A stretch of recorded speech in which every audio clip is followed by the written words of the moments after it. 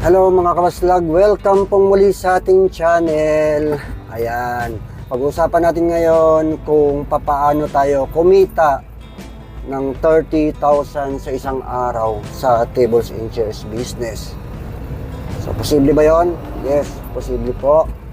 Pero bago ko pala i-discuss yon, sa mga bago pa lang nakadaan sa aking channel, baka po pwede naman na pakipindot naman yung subscribe, like na rin, share, at pwede rin kayong mag-comment at pakiclick na rin ang notification bell. Ayun, simulan na natin.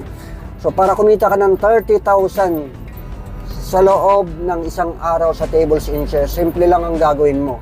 Kailangan mong mag-provide ng 500 chairs at 63 pieces na round table na 8-seaters at yung terno nilang mga cover.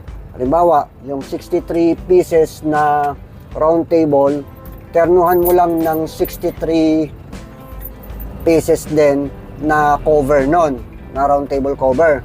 Then, yung 500 chairs, kailangan mo lang siyang ternuhan ng chair cover at saka ribbon na tagpa 500.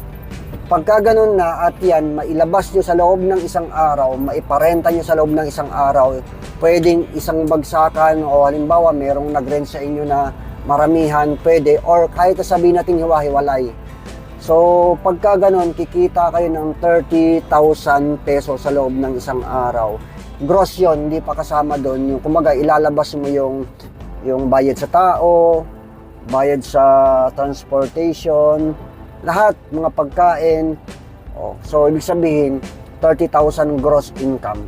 Sana nagustuhan nyo ang aking vlog at paki-subscribe naman dyan. Salamat!